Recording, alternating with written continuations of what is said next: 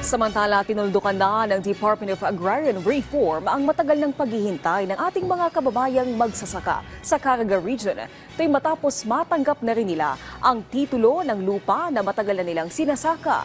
At may dagdag pang regalo ang ahensya. Ito ay ang mga makinaryang magpapataas pa sa kanilang ani at kita.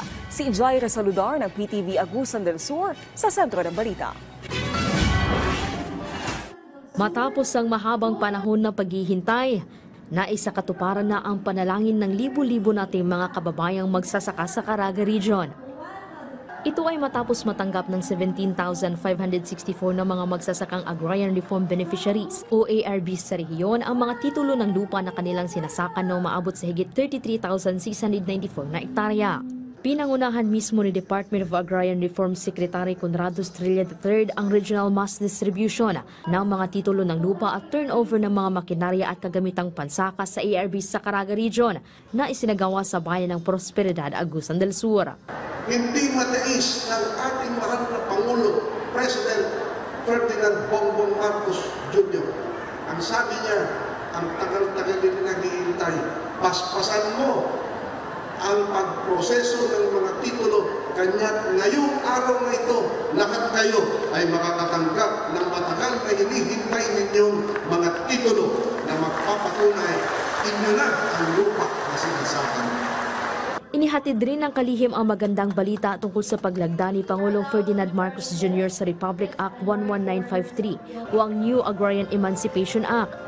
Nakasaad sa nasabing batas na libre na at wala nang babayaran ng ARB sa lupang ibinigay sa kanila mula sa Land Bank. Ang among titulo nagpamatuod sa among katungod, isip tinuod na kalikunan sa among pagpanag-iya sa maong yuta. Usbunan ko, salamat, salamat, salamat. Samantala, umaabot naman sa mahigit 60 million pesos ang halaga ng mga makinarya at kagamitang pansaka ang ipinagkaloob ng ahensya sa iba't ibang Agrarian Reform Beneficiaries Organizations sa rehiyon. Kabilang dito ang mga tractors, rice harvesters, drying and milling equipment, mushroom production houses, sprayers, weighing skills, water pumps at grass cutters. Dagdag pa rito ang mahigit 19 milyon na halaga ng farm inputs, kabilang ang 23,529 na mga sako ng abono, mga binhi at iba pang gamit sa pagsasaka. Siniguro din ng DAR kasamang administrasyon ni Pangulong Ferdinand Marcos Jr. Hindi lamang sa tradisyonal na serbisyo ang pamamahagi ng lupa at pagbibigay ng mga gamit sa sakahan ang kanilang programa, kundi maging sa pagpapalawak pa sa kanilang mga proyekto upang mas matulungan pa ang Agrarian Reform Beneficiaries. Pati po ang health concerns, ang kalusugan ng ating mga magsasaka. Pati ho ang edukasyon ng mga anak ng ating mga Agrarian Reform Beneficiaries. Gusto po tayong tulungan ni President Ferdinand Marcos Jr.